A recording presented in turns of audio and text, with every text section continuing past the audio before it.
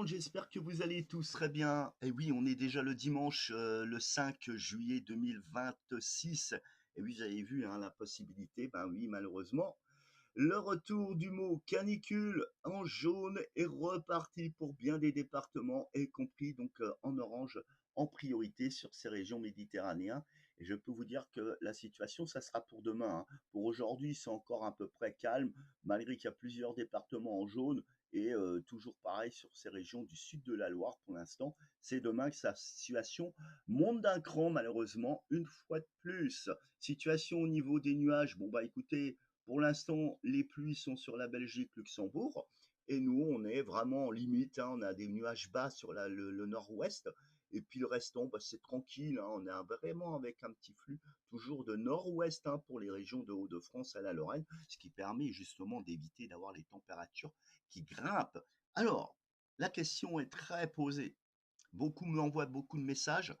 Je réponds pas à tout le monde parce que j'ai pas trop le temps non plus. Et puis voilà, je vais pas passer mon temps non plus sur Internet. Et comme je fais des vidéos, vous savez très bien que je vous réponds. Est-ce que vraiment on va vers une canicule?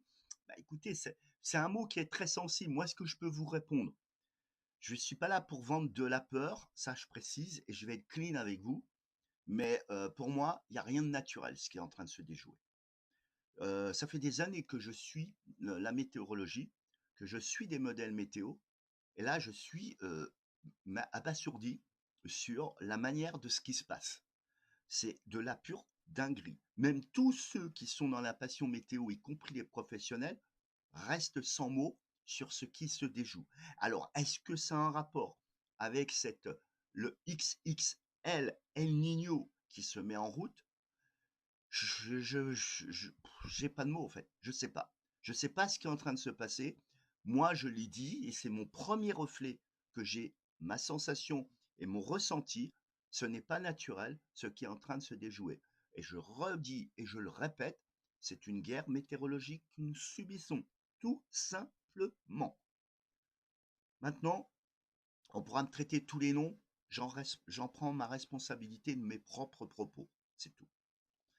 Donc si on reste sur le plan météo, maintenant on va voir vraiment en restant toujours sur ces modèles qui ne cessent de bouger, ils sont vraiment en désaccord comme jamais j'ai vu de ma vie, et ça c'est ça qui n'est pas logique. On a toujours ces fortes dépressions qui font beaucoup parler d'elles aussi, avec des événements météo de grande envergure sur l'Europe de l'Est. Ça continue derrière. Pour l'instant la France elle est épargnée, mais les températures montent d'un cran. Donc vous avez bien compris que le mot canicule est débité par les médias. Ça, on est bien compris, on a bien compris. Maintenant, on est bien dans un axe d'un mois de juillet, ce qui est normal qu'on ait des 35 degrés. Maintenant, ce qui peut se passer, bah, chacun interprétera comme il le veut, canicule ou pas canicule. Maintenant, tout le monde, on sait d'avance que quand on met un plan canicule, Météo France veulent se couvrir. Après, les préfectures, elles, ordonnent des ordres ou établissent des suivis sur oui ou non. Moi, je sais déjà par avance que beaucoup de feux d'artifice pour le 14 juillet risquent d'être annulés parce que la sécheresse ne cesse de croître. Le plus fou de l'histoire, c'est que les feux éclatent de plus en plus bonne heure et ça se multiplie en Méditerranée et ça risque de s'étendre vu les incivilités de certaines personnes comme le mégot qui a été éjecté avant hier devant moi en me doublant et que ça a créé une petite boule, un petit peu, tu sais, des petites mèches ici ou là. Très vite, ça s'est éteint. Mais je veux dire, c'est ça qui peut enclencher aussi des incendies. C'est des comportements naturels. Tout le monde jette, en fait, hein. On fume, et puis on jette. Ben, j'aimerais bien qu'on sanctionne les entreprises qui prennent des taxes pour la pollution des mégots, parce que nous, à la plage à Madine, les BNSSA le disent, c'est honteux de ce qu'on voit sur la plage. Les gens laissent leurs mégots, les écrasent dans la plage. C'est incivilité totale. Ça, c'est déjà une réalité. Deuxième chose, cette chaleur qui ne cesse de croître. Et regardez, hein, elle va monter, hein, crescendo à partir de lundi. Là, vraiment, la situation est en train de s'aggraver. Je le dis bien. Là, les modèles redeviennent fous. On voit que les modèles sont en train de se montrer quelque chose. Mais cette chaleur qui s'accumule répétitivement comme ça, l'eau devient de plus en plus chaude. Et le massacre, comme là, vous voyez, c'est pas une dinguerie, c'est une réalité. Le carnage est en train de se faire. Même beaucoup s'en foutent. C'est les vacances, on s'en va en vacances, on oublie ce qui est en train de se passer. Mais la situation environnementale est en train de s'aggraver, aussi bien pour le point du côté de la pisciculture, du côté des poissons qui crèvent, mais qui sont en train de mourir. C'est un, c'est vraiment une situation apocalyptique au niveau des ruisseaux, des étangs et de tout. Même au lac de la Madine, ça pue le crever pratiquement partout. Et il y a plein de cadavres de poissons, alors qu'il n'y a pas trop de pêcheurs actuellement. Donc il y a une situation à prendre sérieusement à bras de bord, hein, comme je le dis, parce que la situation est dramatique qui est en train de se déjouer et il n'y a pas d'eau qui arrive. Et la chaleur va monter. Donc là, je vous dis honnêtement, je suis inquiet. Je suis très, très, très inquiet de ce qui est en train de se déjouer. Je le disais, j'essaye pas de dramatiser. Je sais qu'il faut s'adapter à cette situation, mais les conséquences, action aura des réactions. Action-réaction, malheureusement. Donc on continue avec ces dépressions hein, qui seront sur l'Europe de l'Est, qui créent quand même que dépression à droite, dépression à gauche, l'anticyclone est compressé, une goutte froide à nouveau sur l'Espagne, et regardez, boum, les 30, plus de 33 degrés, les plus de 30 degrés pourraient atteindre déjà le nord-est, les plus de 35 sur une bonne partie de la façade de la France, et les 38 reviendront de nouveau d'actualité, et voire même 40 degrés pour ci en Méditerranée pour l'instant. C'est surtout l'ouest, une partie de la façade sud-ouest et de la Méditerranée qui pourrait être impactée de plus en plus à fur et à mesure que la semaine prochaine passera. On voit jeudi, même situation, même configuration, toujours ce déluge qui continue sur l'Europe de l'Est avec des températures anormalement basses pour certains coins, de violents orages et tornades qui ont été déclarés ici ou là, une situation complètement folle qui se produit aussi là-bas. Et nous, bah, c'est tout le contraire, c'est la chaleur, l'anticyclone qui nous lâche plus, les températures, regardez les rosées en Espagne, c'est la folie, et ça continue à monter, même si le nord-est reste encore un peu épargné, mais on voit que les températures sont moins folles que ce qui va se passer au sud. Alors, est-ce que cette canicule sera-t-elle généralisée sur l'ensemble du territoire avec le temps qui passera? Bah, on s'aperçoit quoi? Bah, que l'anticyclone et la goutte froide remontent et c'est inspirateur d'air chaud. Et ben regardez, bah voilà, c'est pas compréhensible, c'est pas plus compliqué à comprendre que malheureusement le rosé remonte. Les cartes deviennent folles en fait.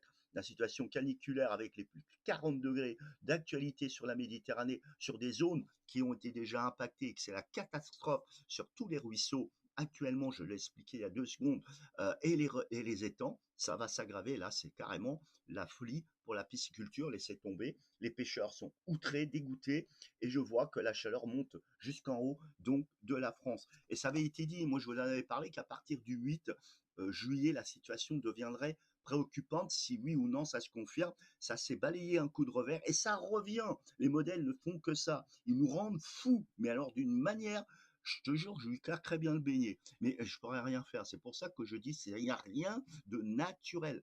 Ça, je le redis et j'en prends toute ma responsabilité. En tout cas, le samedi 11, on voit que là, le risque orageux pourrait se produire avec une situation de col barométrique. On n'est pas anticyclonique, on n'est pas en dépression. Mais en attendant, regardez, les températures prennent du poil de la bête. Même si le Haut-de-France et la Lorraine pourraient avoir moins de forte chaleur, il faut bien comprendre qu'on sera à plus de 30 degrés quand même. Mais là-dessous, ça crame, et ça va cramer. Et regardez, pour la suite, dimanche 12, la situation devient bon, attention, je répète, les modèles ne sont désaccord total. Regardez ici. C'est pour ça que je vous dis, c'est difficile de donner des prévisions. On a vraiment un anticyclone qui est là avec la bouffée chaude. Là, c'est même pas la peine, c'est rouge de chez rouge. Par contre, l'anticyclone ici, il est vraiment sur l'Atlantique, il balaye d'un coup de revers avec un vent de nord-est. On est dans un col barométrique, ni anticyclone, ni dépression, mais les vents contournent dans le sens d'une aiguille du monde. Donc logiquement, le vent vient de nord-ouest sur ces régions. Donc qu'est-ce qui va faire chaud comme ça? On ne sait pas trop, c'est le flou total, mais si on se fie au modèle entre lui qui montre là à nouveau cette goutte froide qui est ici, qui ramène de l'air chaud sur le territoire pour le 13, confirme bien que même si ça s'améliore légèrement au nord de la Loire, mais les températures seront quand même en dessous de 30, au-dessus de 30 degrés sur certaines régions du nord-est, regardez dans le sud, vous allez cramer. Là, on peut parler de 40 degrés passés. et c'est pas terminé. Là, le pic, là, ça va être le dernier mot. Mais là, le 14 juillet, je vais faire un gros plan sur la carte. Là, vous allez devenir fou. Mais regardez bien, voilà où l'on est. Là, c'est carrément du 45 sur les régions du sud-ouest, 35 sur l'ensemble du pays, voire 36-37, et un peu moins en allant vers le nord-est. Donc c'est vrai que c'est une situation préoccupante. La chaleur, elle va nous rendre fous, mais elle fait des désastres environnementaux et risque d'assèchement encore plus, et crée, si les gens ne prennent pas conscience de ce qui est en train de se déjouer et jettent leur mégot ou leur canette, comme ça s'est produit, et que ça finit par faire une loupe et enclencher le feu, je suis désolé, mais là, on n'est plus des humains. Si on en arrive à être dans cette incivilité et surtout cette inconscience collective que, que tout se passe, on vit comme si rien ne se passait actuellement. Ça me choque. Et c'est pour ça que je suis très bouleversé. Jusque-là, je ne voulais pas en faire un amalgame et essayer de vendre de la peur. C'est pas le but. Moi, je suis, depuis un bon bout de temps, je sais que quelque chose est en train de se déjouer. Je sais.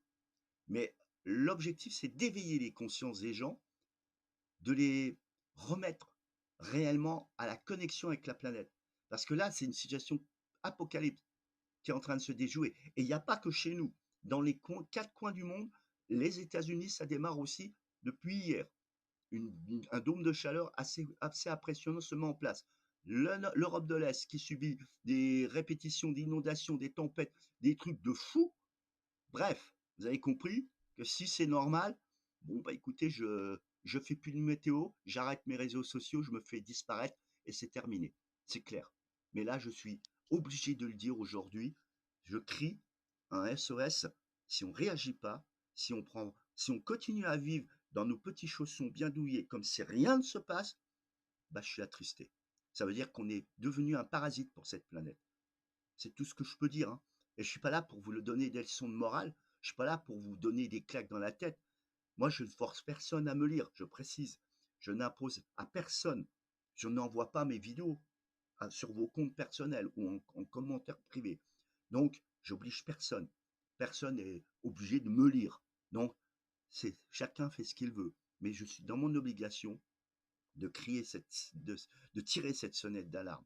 Arrêtons de jouer à la surconsommation et surtout quand je vois des gens qui se battent pour une clim, ça fait peur parce que ça montre bien qu'on est totalement déconnecté de la réalité, de notre propre terre qui s'appelle la planète, quoi, notre terre.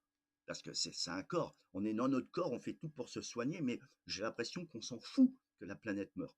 On est plus focalisé sur le pognon et le bien-être et de vivre. Ah bah putain, faut que je parte en vacances, j'ai 15 jours de vacances. Oh là, presque.